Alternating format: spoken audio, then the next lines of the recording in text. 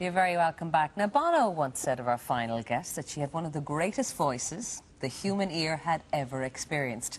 You can't say fairer than that. And here she is, as we know her best, singing the official Irish Olympic anthem for the Beijing Olympics.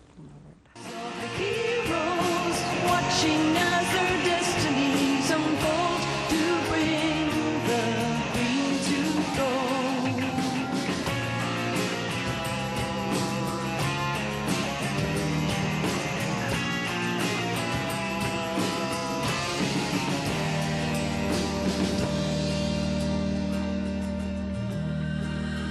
Moya, tá anáilte rút. Oh, tá luhaí an mar seo, gur maiid go chuirtú. Míle fáilte. Now, how did that anthem come about for the Olympics? I wasn't expecting that to happen.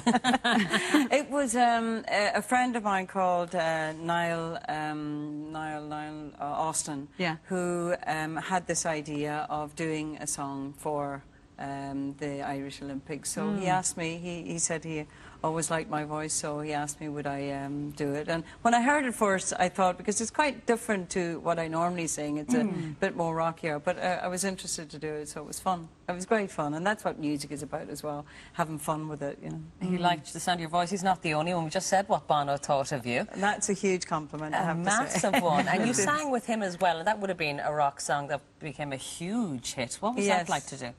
Well, I've sung with a lot of artists at this stage, but he was the first, so it was very, very special.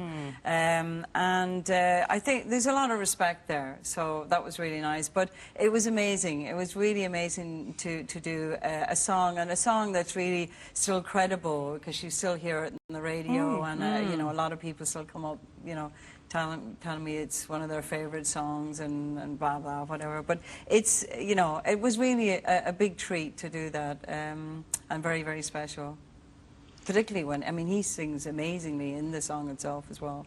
But your voices are so different as well. It's, I'm not saying it's a clash, but the styles are so different, and yet they work so well together in the song. I think that's what makes the song as well. I mean, it's a great kind of texture of both our voices. They complement each other so well. Timbre and everything, yeah, really. But it's just it's a good song as well, you know. I mean, I remember when we were doing it in One Lane, the first day we were in there, we all sort of, you know, messed around with the song a bit. And that night we sort of all went our different ways. And there was this amazing thunder and lightning that night. I mean, really, right across the sky. Everybody came in with lyrics of thunder and inspiration from the weather. So, yeah, so it was, what is it like working on so many movie soundtracks and themes like Robin Hood? It's so iconic.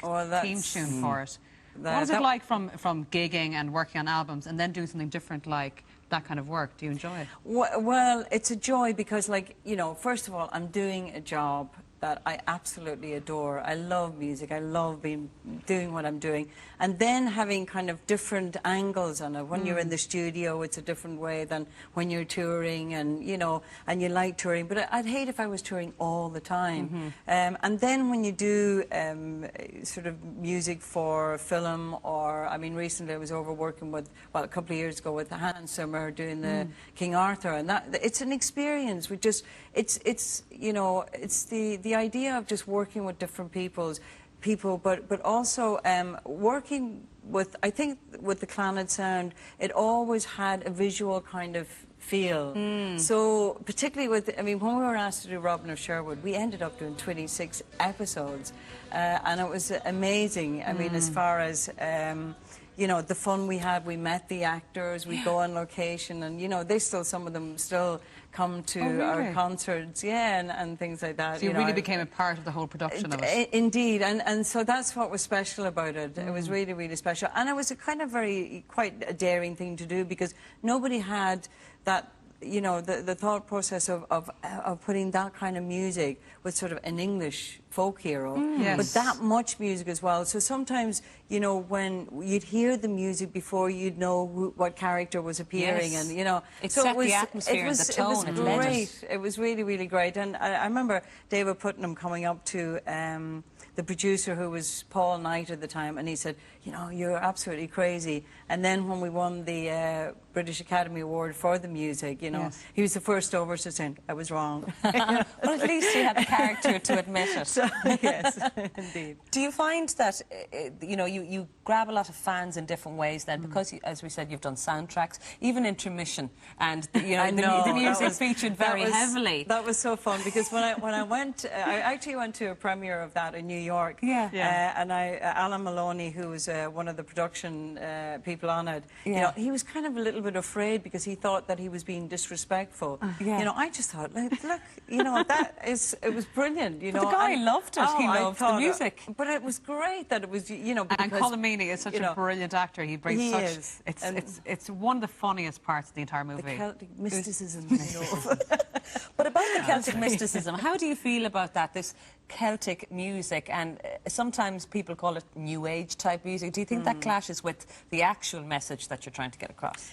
Well, I think, you know, New Age was brought in America as a sort of a category that where they didn't know where to put certain music, and we happened to go in there. I mean, I remember when New Age came out first, you'd get Joni Mitchell and Chicory and people like that in it. Now there is a type of New Age music as such. But, you know, it's a kind of music that Clannad started, and it's amazing when I travel around the world and people say, you know, I love the Celtic sound, and I sort of ask, you know, because there are various Celtic sounds, you know, with the river dance and with the Dubliners and with Alton and people like that. So when I ask them, they say, oh, what your family does, and I tell them, when I tell them it's like just over 30 years old, they think it's really ancient and that it's something that we've copied. So, you know, it's from Donegal. It was in the blood, well, it's the atmosphere of Donegal. And if ever, you know, Donegal, I mean, in the country there, you know, it's kind of... It's the earthiness and ruggedness of the beauty of Donegal. And it's the only way I can describe that we've allowed it to be, you know, be part of the music. And then, because my brothers, my uncles, and then some of my sisters as well, you know, we used our voices, we knew our timbre was good together, and it created, it happened. When Harry's game happened, I remember flying in from Germany. We were on a German tour, and flying into to London to do Top of the Pops. And everybody's saying, where'd you get this sound? And we're sort of saying, what sound? You know, I mean, we had to kind of step back because it just at felt that natural stage... for you. Yeah, so it was... OK, Moya, you have a new album coming out, don't you? I do, on the 20th of this month. Fantastic. Yeah, it's a live album. Heartstrings, fantastic. And you're actually going to perform one of the tracks from it now. I am, indeed, yeah. So if you want to get yourself set up, I will. We'll tell everybody what's coming up on tomorrow's show. Thank you so much for coming. Now, coming up on tomorrow's show, we'll be